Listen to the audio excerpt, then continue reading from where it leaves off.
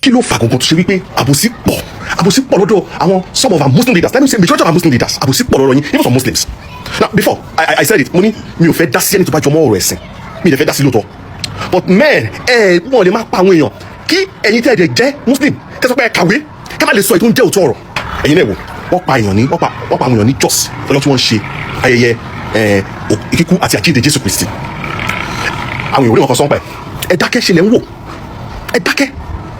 Ìgbà tó wá di tó wá yá o, the next thing tamari ni pé gbogbo yín bẹ̀rẹ̀ sí ń pariwo kiri pé ẹni tó wà yìí kí náà porúkọ Alex Bila or something, sorry if I'm not pronouncing the name right, pé kí wọ́n arrest ẹ̀. Ẹ jọ kí ni Alex yẹn sọ tó wrong? Tí báyìí pé hypocrite ni kí ni Alex yẹn sọ tó wrong? Wọn pa àwọn Christian ni, ṣé wọn pa wọn pakúpa ni? Àwọn wíwí àkúbẹ̀ o. And I'm beginning to even believe what Seun Kuti said. Ẹ bá máa ṣe àwọn comparison rádaràda. Wọ́n máa gbọ́ àwọn ọ̀rọ̀ bẹ́ẹ̀ ni wípé ṣèbí wọ́n pa Muslim náà ní north, ṣèbí wọ́n jó mosque. This thing is about ratio, this thing is about data, statistics. Ẹ nọ́mbà eye churches tó ti jó, ẹ wá nọ́mbà àti eye Christian tó ti pa, ẹ wá nọ́mbà eye mosque tó ti jó àti eye Muslim tó ti pa. Ó dá mi lójú pé sí Christian bá lọ bí 1,200, Muslim lè ju 50 lọ. Kí lẹ sọ?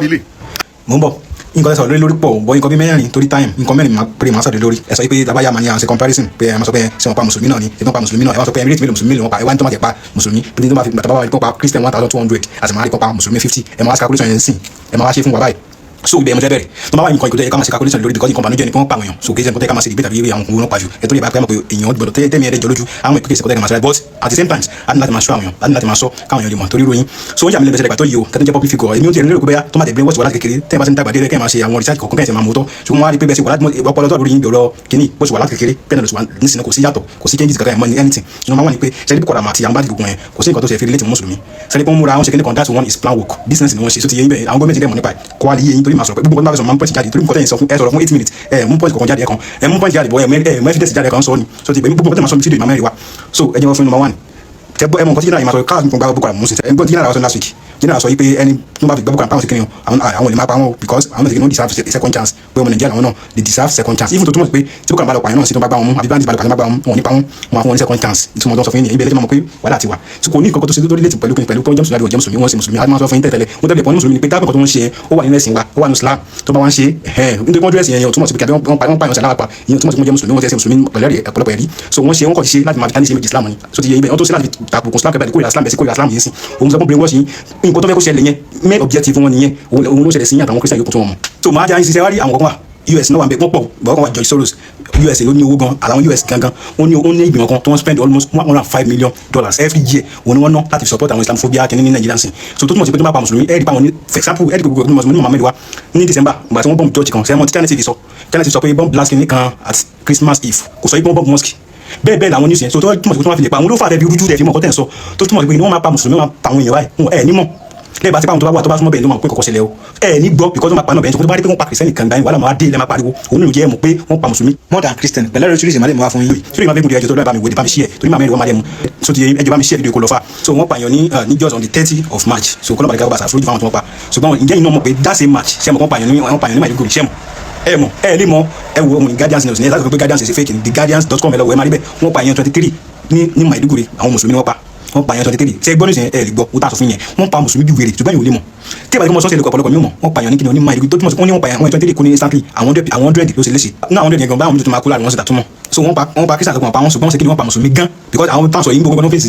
nínú gbogbo gbé inú gbogbo north tó túmọ̀ sí pé wọ́n fẹ́ sọ́ṣẹ́ ibo ní wọ́n máa ń lọ jù north ni so ti yẹ bọ̀bọ̀lọ̀ láti nípa àwọn north Hausa mo máa sọ gbogbo mọ̀sọ̀ àwọn fídíò wọn kì í pariwo kò dàbí àwọn tó yẹ pé use mọ́ social media àwọn use mọ́ onímọ̀ ẹ̀kọ́ ẹ̀fín mọ́ wọ́n pa wọn gan tí èsì kékeré fún àwọn táwọn kan wà nínú Maiduguri tó yẹ kí wọ́n pa gbogbo ẹni tí ò sẹ́yẹ́ ń bẹ̀ wọ́n tó ń pa gbogbo ẹ̀rẹ́ tó wọ́n fẹ́ kidnap wọn kidnap wọn gan tí ó ṣe kíni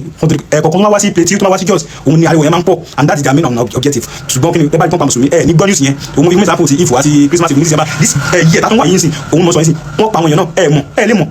because kí ni ẹ ní gbọ́ news yẹn ní ìsìn òun ní gbé wọn ní procrasted wọ́n bá fi lè pàkẹ́tẹ̀ àdúgbò máa pọ̀ tọ́ba dẹ̀ wọ́n wọlé ẹwọ́ òun lẹ̀ ń wọlé discrete ìṣẹ́tìrì gbàtí mo bèrè gan ṣẹ́tì ẹwọ́ kọ́sẹ̀tì mo bèrè o mo ní nínú àwọn mùsùlùmí àti Christian àwọn oníwọ́ pàjù both Boko Haram bandits àtàwọn terrorists àwọn oníwọ́ pẹ̀tìrì wọ́n sọ fún mi pé anything bá fẹ́ sọ àti bá fẹ́ ṣe máa ní mú evidence wa òun lẹ̀ wẹ̀ ṣẹ́tìrì only based on the best available evidence so it is generally true that both Boko Haram and bandit group have killed more Muslims than Christians overall in Nigeria can you see ẹ má máa sọ nǹkan tàbá ti kí ni òun rẹ̀ ayé ojú ti la ṣẹ́tìrì sìn ẹ ti gbé gbàdúrà wọlé náà gbàdúrà ẹ wò kí distinction people miss ẹ wò ẹ ti rí ó sọ náà ó ní mùsùlùmí wọn ṣe kí ni wọ́n pa jù ẹ bá ṣe pé nǹkan tó fẹ́ sọ̀rọ̀ lórí fídíò ó pọ̀ ní if not tí n bá dé kí n ṣe tẹ̀lé nìkan mo lè lo 1 hour láti máa fún ilé year by year ó wà lórí fún mi báyìí year by year rate àwọn mùsùlùmí tó ń pa rate mosque tó ń bọ̀ rate àwọn christian tó ń pa rate àwọn church tó ń bọ̀ máa fún yín year by year wọ́n máa sọ kọ́tẹ̀ bá ti mọ èwo ló ń jẹ́ pé ẹ wá ń sọ yìí pé ẹ wá ń dọ́gba christian 1200 wọ́n máa jẹ́ wọ́n máa pa mùsùlùmí 50 níbẹ̀ very Kano state nìkan wọ́n pa èèyàn 120 muslim wọ́n pa nínú church nínú mosque ní Kano state wọ́n pa èèyàn 120 lẹ́ẹ̀kan ṣoṣo ẹ wá fún mi rate okay tó bá fẹ́ calculate 120 yẹn tó mọ̀ sí pé máa calculate yẹn bí christian 3000 yẹn bàtà bá fi ń lo rate pé wọ́n pa christian 1200 kátó lè ṣe pé kátó lè pọ́n pa mùsùlùmí 50 tó mọ̀ sí pé tàbá rí pọ́n pa èèyàn mùsùlùmí 120 yẹn máa lọ wáyàn bí 3000 wá fún mi nìyẹn láti compare ẹ mọ kọ́tẹ́ sọ́sà so yẹn bẹ́ẹ̀ ní ìfẹ́ sọ̀rọ̀ rọ́pọ̀ lórí yẹn nìkan máa tún dẹ̀ fún 1 hour so lẹ́lẹ́kejì sọ pé àwọn afa alábòsí báwo ìgbà tí wọ́n pa àwọn mùsùlùmí tí wọ́n pa gbogbo àwọn yẹn sáwọn pásọ yẹn jáde ni so yìí dépò jáde àbá àwọn pásọ yìí ṣé wọ́n jáde ni kí ni kẹ́lẹ́bẹ́ káwọn afáàsọ jáde àti àwọn mùsùlùmí tàbí ìsáfà ní kẹ́lẹ́bẹ́ káṣọ jẹun táṣe yìí lọ ẹ máa ń fi táwọn àkọ́kọ́ ti ṣe nítorí ìgbà tí wọ́n pa àwọn èèyàn ni nọ́mbà wà yẹn sọ pé àwọn afáàyàn náà boko haram ń sẹ́ ìtumọ̀ tẹ̀ ń sọ nìyẹn ẹ máa lákàyè pẹ̀lú kọ́tẹ́ wa ń sọ náà sáwọn afáàyàn náà pípẹ́ yẹn ṣe àbí wọ́n mọ̀ wọ́n rí àbí wọ́n já wọn jọ wọn nǹkan tó ń ṣe yẹn kò sí nǹkan tó kàn àfáà bẹ́ẹ̀ tí wọ́n kọjá ní pé kí wọ́n bá ìjọba ni yífúta bàbá jáde bá fi sí wàdà fẹ́ sọ̀rọ̀ gọ́ọ̀mẹ̀ntì ni wọ́n máa fi kò sí nǹkan tó kàn wọ́n sáyé kí ló kàn àfáà pẹ̀lú yẹn ẹ̀gbọ́n tó lọ́ba lè kí lásán ni ọlọ́run tó bá ṣe mistake pa èèyàn kan ó ṣe mistake pa èèyàn kọ́dà bẹ́ẹ̀ tó pa gbogbo ayé ni dọ́là balẹ̀ sọ́nà àlùkò ànìyẹn kí ló kọ mùsùlùmí pẹ̀lú bá dìtà boko haram ẹ̀sìn wa gbọ́n ní pé tá bá fi lè gbá wọn mú kápá wọn ni gọ́ọ̀mẹ̀ntì lè pa àwọn nípa wọn ẹ̀gbọ́n gọ́ọ̀mẹ̀ntì sọ pé wọ́n ti second chance gọ́ọ̀mẹ̀ntì ní kẹfẹ́sì náà ẹ má máa sọ̀rọ̀ bí aláìláka yìí náà gọ́ọ̀mẹ̀ntì ní kẹfẹ́sì ẹ má máa fèsì pé àwọn afáàtì àwọn mùsùlùmí wọn sọ̀rọ̀ kí wọ́n fẹ́ sọ sáwọn ọmọ ìjọ wọn àbáwọn ọmọdé wọn àbí Islam support ìkọ́ tó ń ṣe ẹ ló wà fi lè pààyàn kí ni gọ́ọ̀mẹ̀ntì sọ wọn ní wọ́n ti second chance gọ́ọ̀mẹ̀ntì kan bá má dípò kò sí nǹkan tó kàn wọn náà ṣé àfáà ní kẹ́ má pa àwọn akẹ́kẹ́ wọn lẹ̀ ẹ̀ sọ pé àwọn afáà dàkẹ́ wọn yàrá bòsí bá tó fi pa mùsùlùmí gbọ́dọ̀ àwọn pásọ̀ ìwà kí ni wọ́n ṣe so ìyẹn bẹ̀rẹ̀ sọ pé Alex nǹkan táwọn kan fi jáde pé kó má kún bá lẹ́sìn ní pé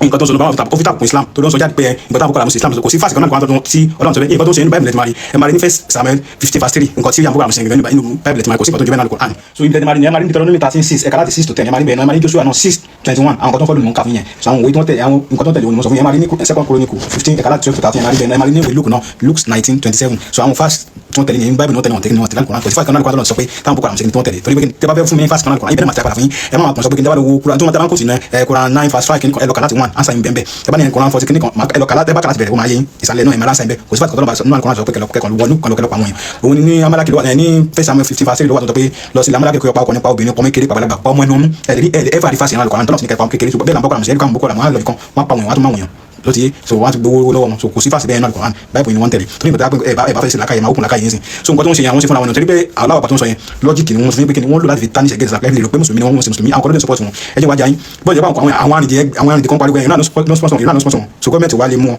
so kí ló kàn kí ni àyàn àjọṣepọ̀ láàrin gọ́ọ̀mẹ̀ntì wa pẹ̀lú wa tó jẹ́ pé ẹ̀rù gọ́ọ̀mẹ̀ntì wa ń ba ìran wọn fi lè mú wọn very clear evidence wọn ti fún yín pé kí ni àwọn tó ń sponsor wọn ni ó kì í sí us òun ló fàtàgbà àwọn Nàìjíríà òun ló fàtàgbà wọn fi ká wọn láti lọ mú wọn so ti yẹ ibẹ̀ so ndan tó jẹ́ pàtàkì kó yé ni ẹ̀dùn wa sọ pé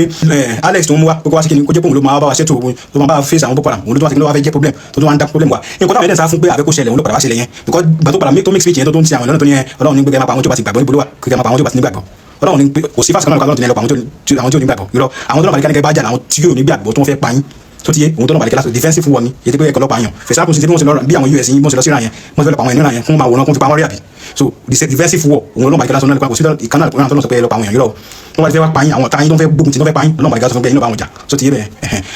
so òun tó wá lọ sí kí ni wá twist ẹ̀ káwọn ìbàdí rí n tà sọ fún yín pé àwọn pípù yìí ẹdùn láyé ẹ̀yìn Áfíríkà ní ẹdùn làkàyè yìí sẹ́ni tó ń pè wá gbogbo àṣekínní kan ó tó dé Nàìjíríà tán ó wá ń tí ìsàyẹ̀ Quran láti lè bá kọ̀ àwọn boko haram mùsùlùmí ni wọ́n wá ń sọ fáwọn èèyàn pé kí ni wọ́n sì fara wọn kí wọ́n lọ wá ìbọn so káwọn èèyàn wá dákẹ́ wọn àwòrán so nǹkan tó ń káwọn èèyàn lọ àyè táwọn boko haram fi fight ṣé ó mọ bí boko haram wà sọ́wọ́n tí bá ní ti wà ìtumọ̀ tó sọ ní pé kí ni kí wọ́n lọ save àwọn èèyàn látara àwọn mùsùlùmí tó wà ń bẹ̀ so òun ló jẹ́ pé nígbà tó make speech yẹn tán àwọn èmi tó ti lọ àwọn èmi tó ti kú gan ó ti ju àwọn tó kú níjọ́ yẹn gangan lọ àwọn èmi táwọn tó ti para àwọn oníjọ́ both Muslim and Christian tó ti para àwọn ó ti ju àwọn tó kú gan níjọ́ yẹn gangan lọ so nǹkan táwọn sọ yẹn láti àfẹ́ táwọn sọ pé kí wọ́n lọ arrest ẹ̀ kó má dìpọ̀ ló má dá wàhálà lẹ́nu yẹn because táwọn kò bá make speech yẹn ó súnmọ́ kí wàhálà yẹn má kò tó báyẹn so ti ye so reason why I'm so because mo ko wala lo ma ṣẹlẹ̀ o nǹkan fúnra ẹ̀ ló tó wá dá wàhálà lẹ̀ because ó tún rúná sí ni so ẹ̀ńtẹ́ kó sẹ́tù jà àwọn olóṣèlú tó rúná sí ni wà àwọn tó rúná sí yẹn sáwọn ló pa ni sáwọn ló pa àwọn èèyàn so ṣé àwọn ọmọ tí kò rà mú wa a ní ẹ̀ máa lọ lákàyè ìgbésẹ̀ kẹ́kọ̀ọ́ dàgbà kó kàn nínú kó dá ìrùkàn yẹn kọ́ ni wọ́n pẹ̀lágbà